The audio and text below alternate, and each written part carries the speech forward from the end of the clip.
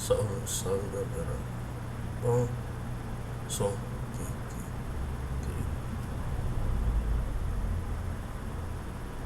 Som, som. Bom galera, diário game aqui. Vou fazer o react do trailer review do PlayStation 5. Só que com as especificações que o Mark Cerny vai falar. Ele vai explicar sobre o console. E aí a gente vai estar assistindo junto. Hi, I'm Mark Cerny. I'm excited to be here to talk about the newest addition to our console lineup, PlayStation 5 Pro, and how it advances gaming technology.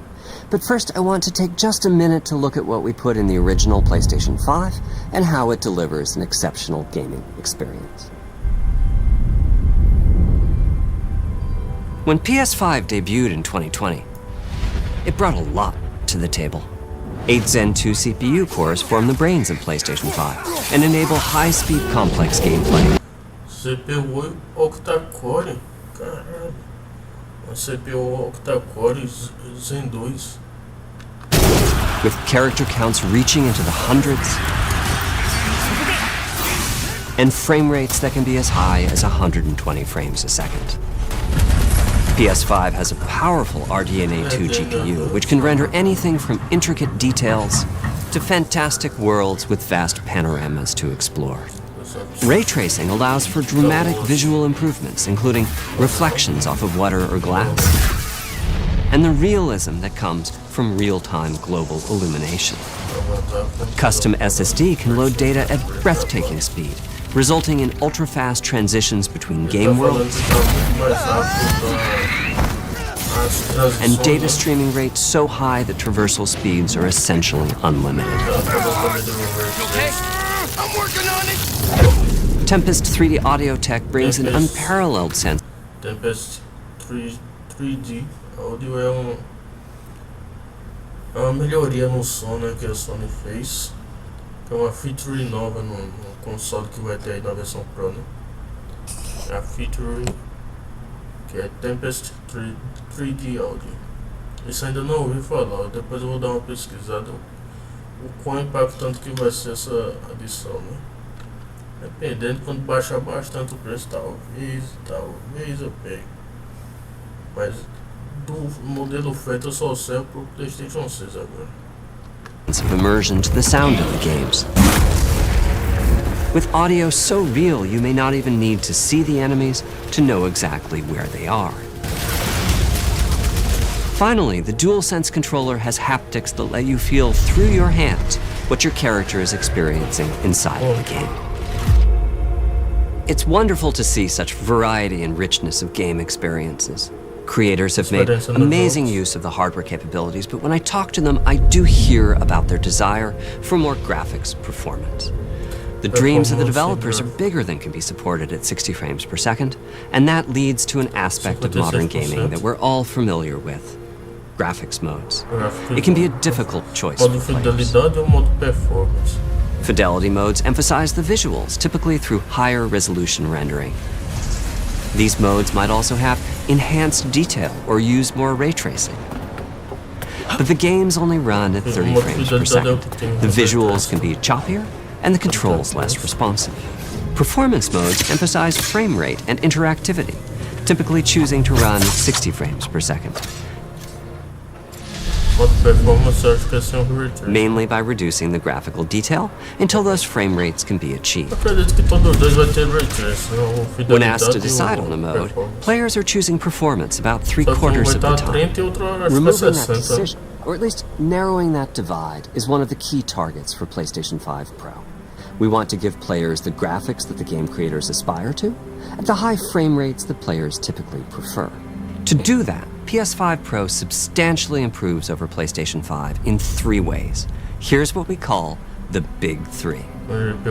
First, we made the GPU much larger and increased the speed of the memory it uses. The result is rendering that's up to 45% faster. Second, we made major upgrades to the ray tracing, taking a streamlined and accelerated approach that allows calculation of the rays at double or even triple the speeds of PlayStation 5. And finally, we added custom hardware for machine learning and an AI library called PlayStation Spectral Super Resolution, or PSSR for short. PSSR analyzes the game images pixel by pixel and can add an extraordinary amount of detail, which boosts the effective resolution of the games. Game creators are adding PS5 Pro support to new and existing titles, and with the big three involved, the results can be pretty amazing, with graphics showing something like fidelity levels of detail, but at double the frame rate. Here's The Last of Us Part 2 running on PS5 Pro. It has huge amounts of detail and targets a super smooth 60 frames per second.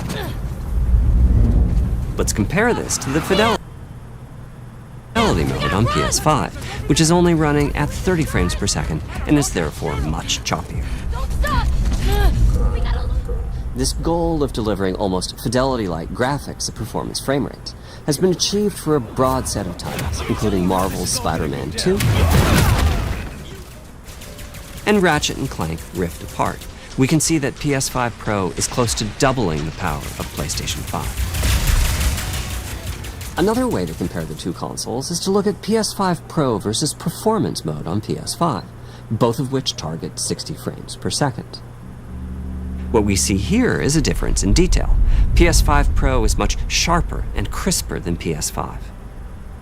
For this, my favorite is the parade scene from Ratchet & Clank. Distant details are much clearer.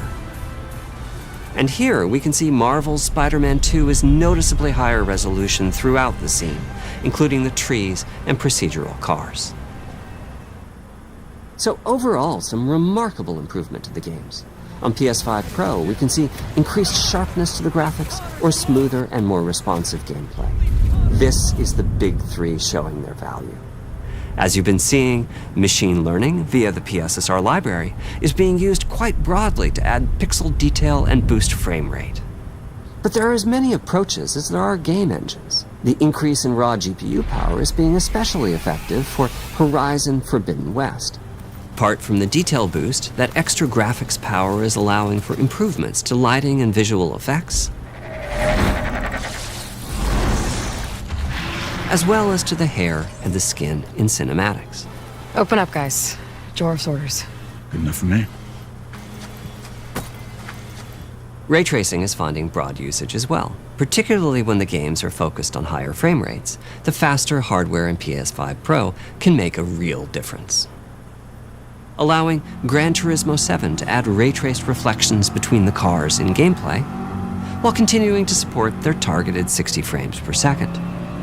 That boost in ray tracing is also delivering big wins for Hogwarts Legacy, allowing not only for better reflections and a greater variety of reflective surfaces, but also for further realism in the casting of shadows.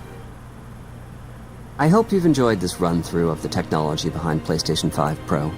Simply put, it's the most powerful console we've ever built, and a worthy addition to the PS5 family.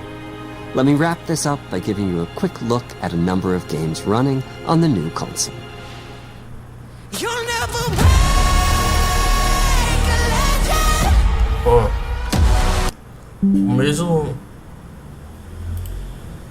o mesmo detalhe que tem no... Quem tem o FAT também, que nem vai saber disso aqui. Esse mesmo detalhe aqui, ó, meu curvado, comprimido aqui, ó. Eu acredito que seja o modelo da frente, né? Mas o traseiro tem uma parte um pouco parecida aqui, ó.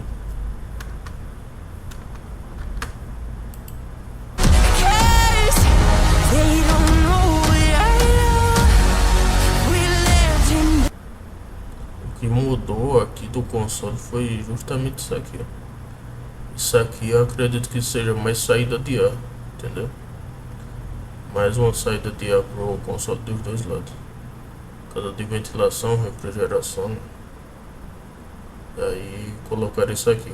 Não é só um design no console, não. Pra mim, isso aqui é saída de ar. E a parte traseira também vai ter saída de ar. E esse modelo aqui é o sem leitor. O leitor vai ser vendido por fora, né? Como já era de se esperar. Aí nessa porta aqui vai desencaixar. colocar o leitor. Ué, não é só é nossa. Don't leave me hanging.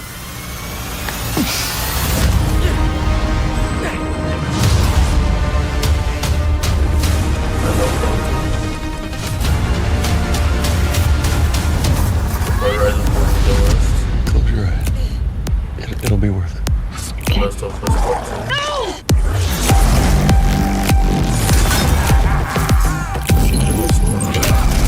Did I do it? Oh, what is this?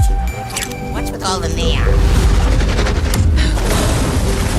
Esse é o Alan Wake 2, né? Assassin's Creed Red.